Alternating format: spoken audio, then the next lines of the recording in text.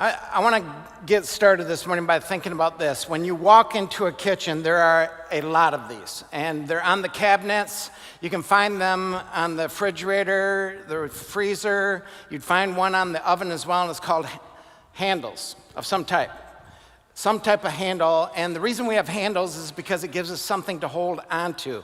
And if you think about handlebars on a bike, it gives us something to hold on to.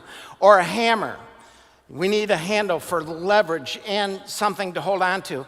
And I actually think names are kind of like that are our names or names of people give us something, a handle to hold on to. And think about it like this way. I throw the name Abraham Lincoln to you and you go, I've got a few handles. 16th President of the United States of America. Many claim to be the greatest president we ever had. A time of great divide, and he brought the country together. And the abolition of slavery, he was a champion for that. Handles for him. Throw another name at you, like Martin Luther King Jr., and you go, I've got some handles on that. And the handle would be great orator, amazing speech, a champion for civil rights, and assassinated. Might be some of the handles that you would have for him. A Michael Jordan. And you would go, Jeremy, what would you say about Michael Jordan? The GOAT, all right. And if you want to argue that because you don't think he's the GOAT, you can come talk to either of us and we'll listen, but that won't make you any less wrong. You'll still be wrong. He's the GOAT when it comes to basketball. Or Simone Biles, you've got like these handles. And we could bring it closer to home and go like DeVos family, and you go, okay, did a lot for the community, and you might have some handles on that. Or get even closer to home and think about Pastor Lori and go, I've got some handles because she invested in my life. She was there when I needed her. She preached a message that stirred me, changed me. All these are handles. How about this one? What handles do you have when you think about God? I'm sure a lot of things come to your mind when you think about God, and God actually has a name. And what names come to mind? It might be, he's been a good shepherd to me, and he's led me, and he's been a comfort to me, and he's been a God that has been present with me, and he's been gracious to me, and he is truth, and he is the way, and he is life. Got a lot of different things that we could put around that. And the question really is, because this one is pretty hard, like, who is God? Really? Really? Who is God? We have experiences of God, but to fully define him, to describe who God is, how would you do that? Because God's really big. And the question would be this, like, how big is God? Like, how big really is God? How massive is this God that we know by so many different experiences and names, and yet he's beyond all of that? I want to give you a picture of it, and literally this is a picture of a place that my daughter and I hiked to this past summer. We went to the Rocky Mountain National Park, and we did a last-minute trip together and went there, and this is the top of a mountain, and Rocky Mountain National Park has a 14er, as hikers would call it. It's a peak that reaches over 14,000 feet. There's no trees up there. We're not quite that high right here, but it's far enough, high enough, up there enough that we are on the top of a mountain. All you're seeing is the top of the mountain, and way over here is my daughter sitting there. You probably can't see her unless you're sitting right here. And to look and go, there she is, way up there. And in comparison to that mountain behind her, it's just the top of it. In comparison to the rock that she's sitting on, she's already teeny, small. But if we were to back up to the base of these mountains and look and go, which one is it? Which one were you on? And where's the lake? And in comparison to those, if you ever stood by a mountain and thought to yourself, wow, I am really, really small in comparison to this mountain. Well, if we were to back up even farther, Apollo 17 shot this picture of planet Earth back in 1972. Where's the mountain? Where's the top of the mountain? Where's the lake? Where on this is my daughter's not alive yet. So where is she, right? Or where are you? This is getting out there ways. In 2013, from Saturn's rings, a picture of Earth was shot. There's a little arrow right there and a little dot, like a sharp pencil speck. We're still inside of our solar system. We're not even outside of our solar system, and Earth is nothing but a speck.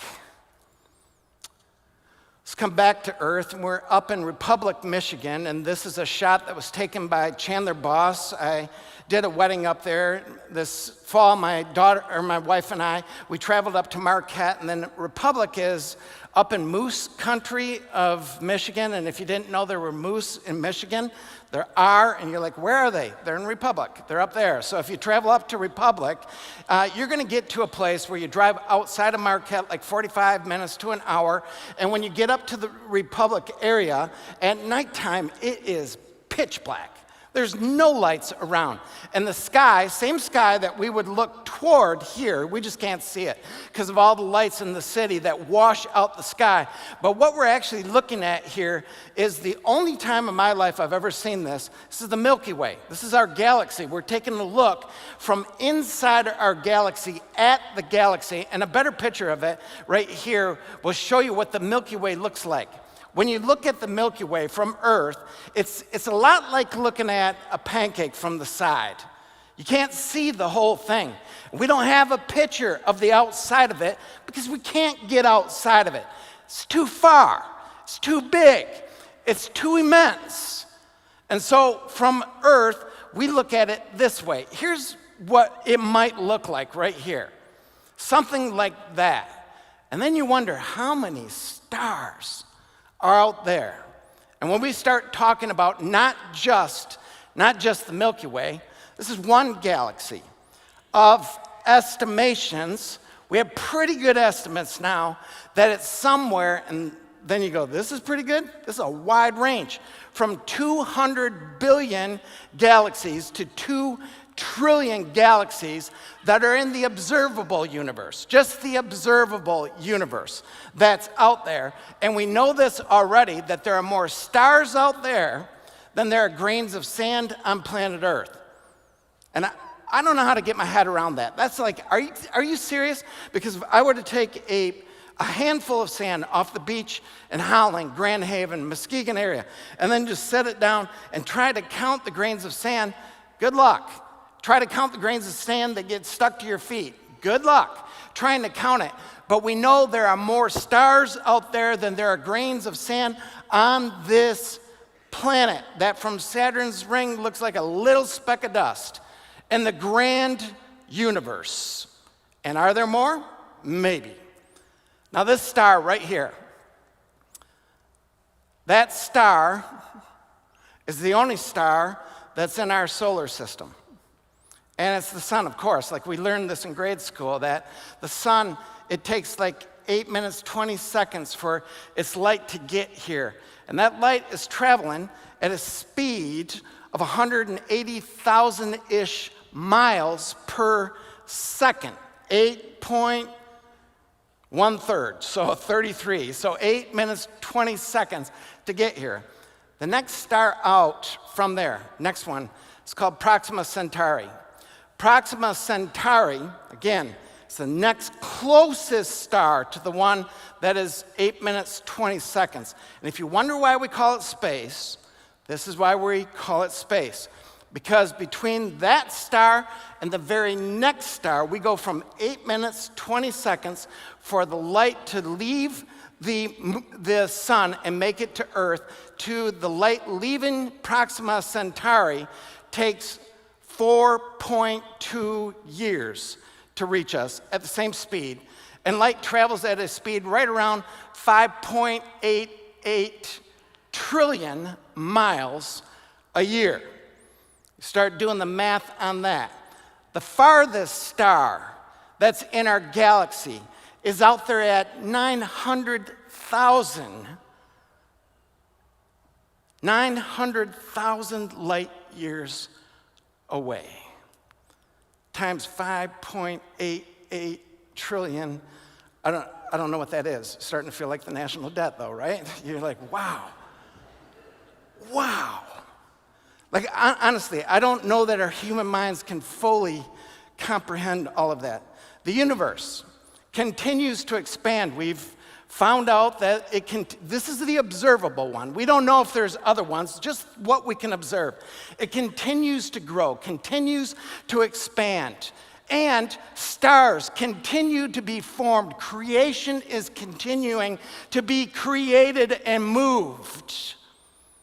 And you and all of that are like somewhere around here. Somewhere, like there. You ever felt small? Like really small?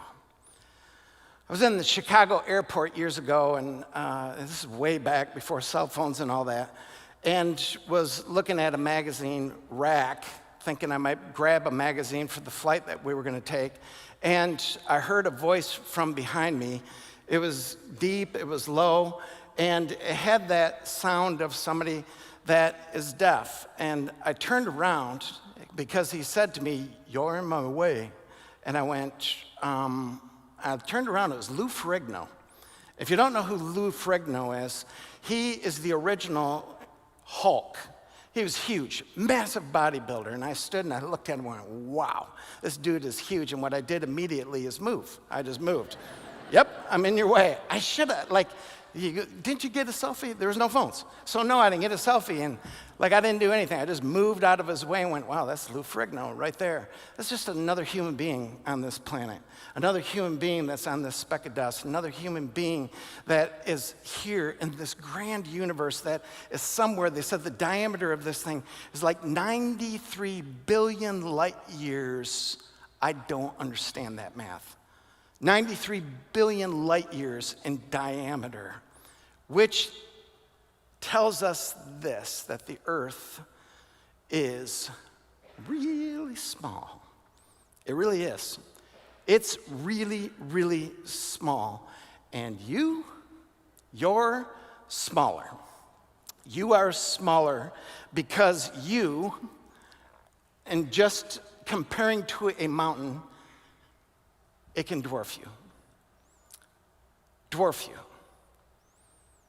Now think about this. In the beginning, God created the heavens and the earth. Who is this God, really? Who is this God? How big is this God? I have a friend that loves all the kind of stuff that I just shared with you. He shared some of the stuff with me, and he lives in that world, and it's something that he understands better than I do, and physics better than I do, and such. He loves to dive into this stuff, and he said it's actually a mathematical impossibility that there isn't a God. And he shared with me just recently, he says, I think the age of atheism is about done, because it has become mathematically impossible that there isn't an intelligent being behind all of this creation. In the beginning, God created the heavens and the earth. All that is, God spoke this into existence. That which our minds can't really even wrap themselves around. God did it and is doing it and expanding it. That God got spoken of by a guy named King David in this fashion. Now, this is prior to any kind of telescopes. It's prior to any ability to probe and think about what is the universe. I mean, he's just looking up with his eye, sort of like we did when we were up in Republic, and go, wow, look at this. And a shepherd boy in a dark place, to be able to see the sky, he looked up into the sky, and in Psalm 8, he said, Lord, our Lord, how majestic is your name in all the earth. How awesome are you? How high and lifted up are you? Just by looking with a naked eye up into the sky, blown away by what he was seeing up there. And he said, you have set your glory in the heavens, through the praise of children and infants. You have established your stronghold against your enemies, to silence the foes and the avengers. When I consider your ways, the work of your fingers, that you were just painting the stars and building them, and however you did that, and speaking into existence something so immense that when we look up at it, I mean, I know you get it, that if it takes 8 minutes and 20 seconds for the light from the sun to reach us, that means what we're looking at is something that's 8 minutes and 20 seconds old.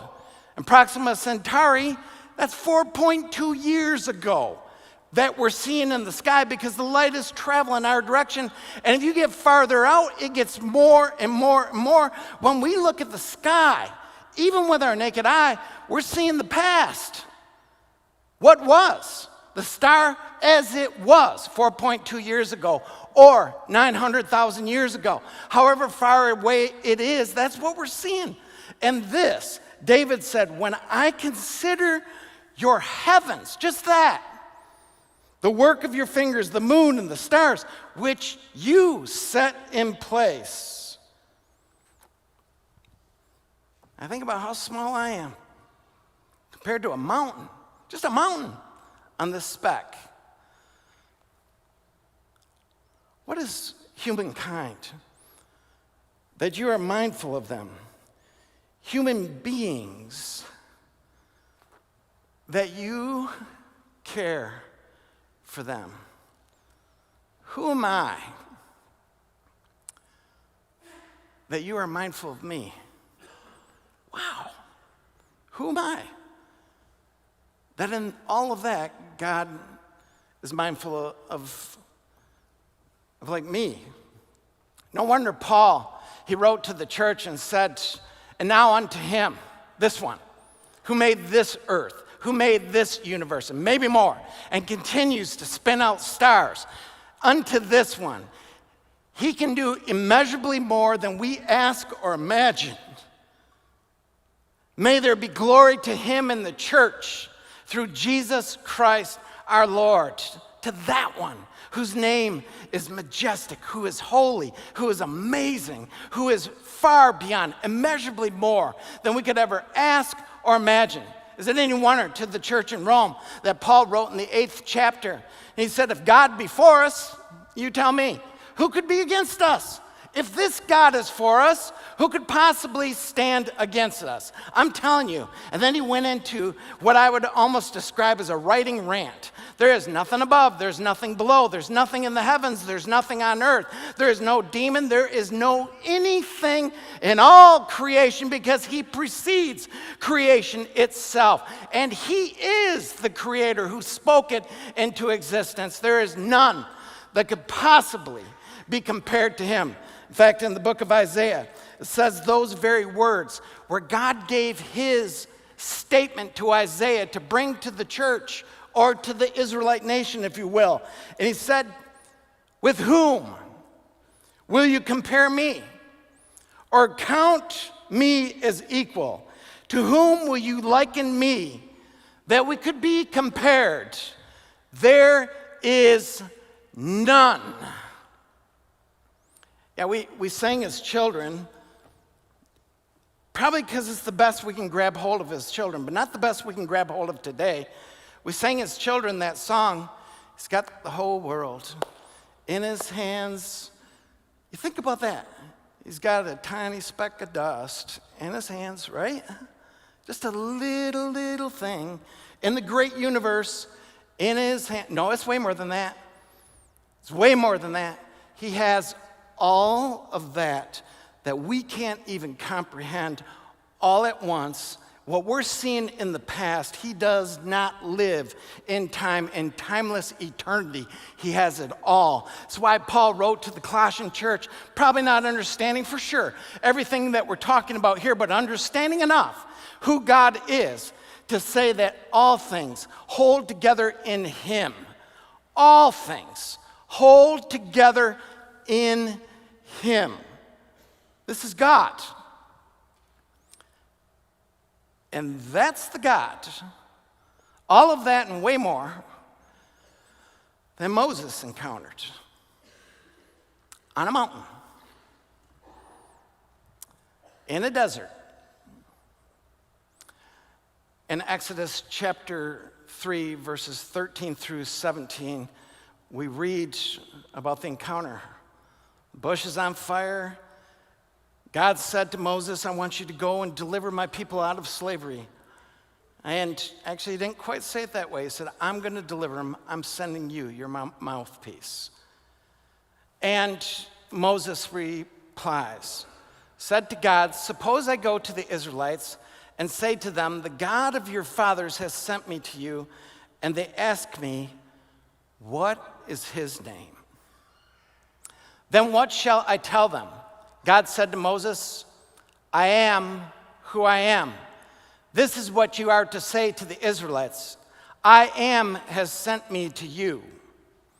God also said to Moses, say to the Israelites, the Lord, the God of your fathers, the God of Abraham, he knows by name, the God of Isaac by name, and the God of Jacob, on this tiny speck of dust called planet Earth in this massive, massive universe, and maybe more, he knows Jacob by name, has sent me to you. This is my name forever, the name you shall call me from generation to generation. Go assemble the elders of Israel and say to them, the Lord, the God of your fathers, the God of Abraham, Isaac, and Jacob, appeared to me and said, I have watched over you. He sees you. And I have seen what has been done to you in Egypt. And I have promised to bring you up out of your misery in Egypt. Wow. God gave Moses his name. I want you to have my name, so you have some handles to grab hold of.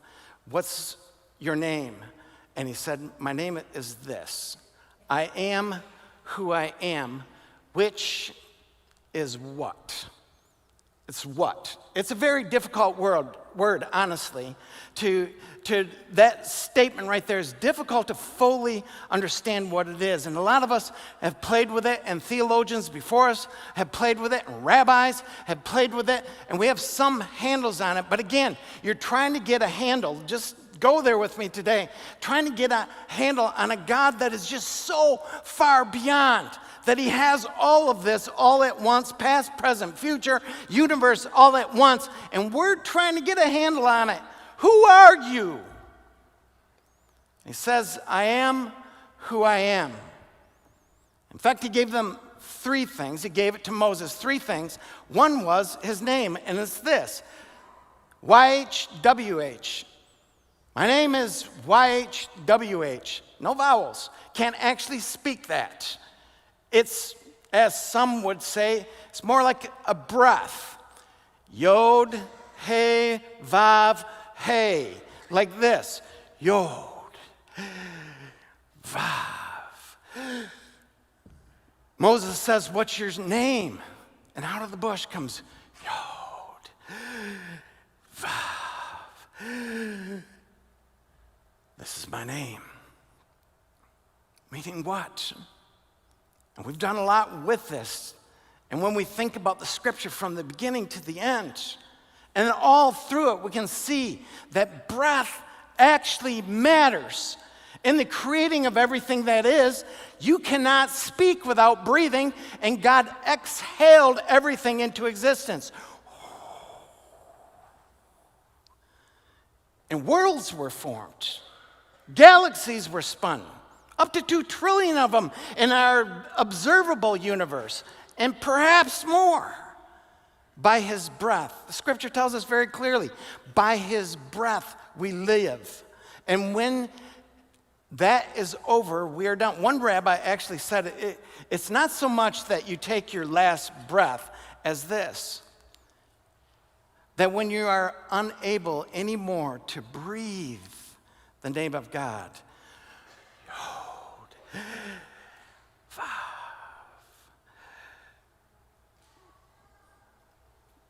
you die at that point that your life is done, when you are no longer able to breathe the name that God gave to us. There's some stuff around this that in the 10 Commandments, this is the name. This is the name of God that he gave to us. But they so took seriously that one command that says, do not take the name of the Lord your God in vain, that they thought even speaking the name of this one would be too much. And so they gave to the children the name Adonai. Speak the name Adonai, and we'll know that you are referring to God. But then you won't misspeak his name that is to go for generation to generation. And the word Jehovah, some of you may know this, but the word Jehovah actually was, we take YHWH, take the vowels out of the word Adonai and put it into Yahweh, and we come up with Jehovah. Jehovah. So if somebody were to say to you, Jehovah is the name of God, no, it's not. It's on purpose, not the name of God. On purpose, not the name of God, so that we wouldn't misuse the name of God. That's how it originated. He gave them his name. I am breath. I am life.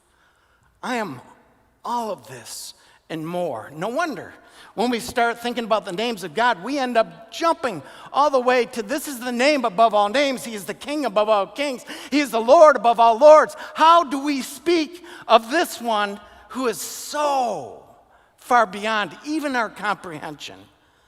And that one, second thing that he gave to Moses was, tell them this too. I'm the God of Abraham. Yeah, I'm all this, but I also see you. I got Abraham's name. I got a handle on him. I know his story. I know his ins and his outs. I know him better than he knows himself. I see him and know him. I know Isaac. I know Jacob. Put your name in there. He knows you. Wow. Wow.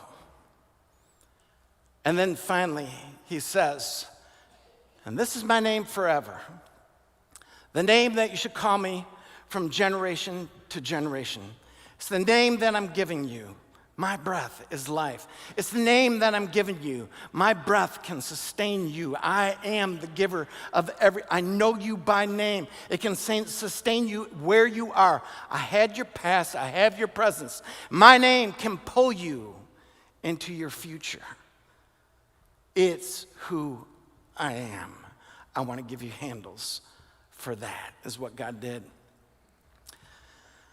So I'm going to do something right now that I don't typically do, and I'm going to invite the band to come up at this point, but I want to just let you in on some stuff that's been going on with me personally.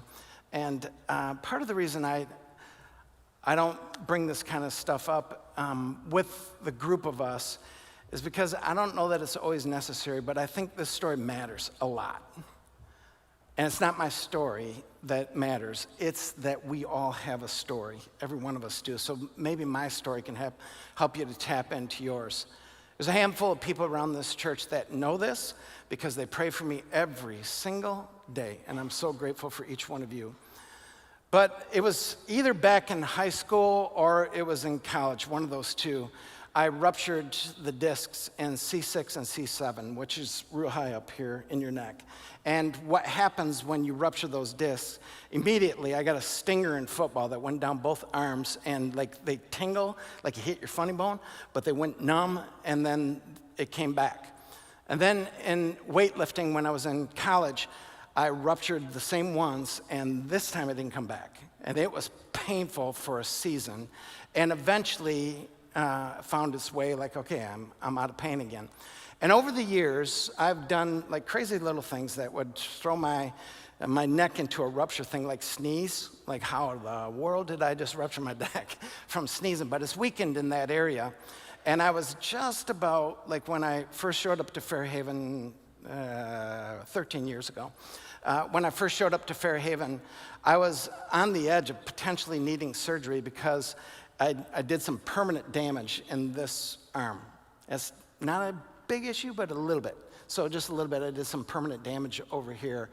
And just recently, last 2 months, it's been happening again. And it's been painful. This time it's going this way. So it's heading to the left. And The pain in that area is enough that I can't get away from it unless I'm preaching, which is amazing. I just run around, preach everywhere, but like right now I can feel it again because I'm mindful of it. When my mind gets locked on something else, it goes away. But I can't sit, I can't stand, and when I go to bed, it can be really, really, really bad for me at nighttime. And so I'm in the doctor route, and I'm chasing that stuff right now, praying that I'll avoid surgery on it, because who wants neck surgery? So doing all the work with a physical therapist, had a cortisone injection, and want to take you to the night. So it was about probably 2-3 weeks ago now. I was laying in bed at night, and I go to bed feeling the pain, but I'm able to fall asleep. And I woke up and went, oh man, this one was deep. My arm was asleep, and I could feel it going radiating all the way down my arm. And I woke up and got out of bed and tried to loosen some things up. It wasn't working, and eventually I made it back into bed. And here was my thought. I just want somebody, and I'm an extrovert, so I always want to be around people, but I just want somebody here with me right now, just to put their hand on my neck and just pray for me. And I know Kathy, had I woken you up, you would have done it. I just didn't want to wake her up. And so I laid there a second, and I thought, Jesus, he did that. He touched people, prayed over people, and he restored people. And so I just laid in bed thinking, somehow this God, he knows my name. And this is not going past him, what's going on. And as I laid in bed, I just envisioned the hand of Jesus touching my head, coming down the back of my neck. And it was about 2-3 in the morning. And then I woke up to an alarm. It was just pretty cool, isn't it? It's like Jesus just put me to sleep. I got you. I got you. I see you. It's like that. You remember that song? Some of us might know it. You might not know it, but he knows my name. He knows my every thought. He sees each tear that falls, and he hears me when I call. It's almost too much to know a God of that size has got you. He knows your name. He's got a handle on you. He knows your every thought. He attends to every one of your thoughts. He sees any tear you cry, and he hears you when you call. This morning, we're going to go into a song called I Speak Jesus. I want us to sing this from a different place today. When we think about this Jesus, this God, attend to every single word and everything that's going on inside of you as we worship this God.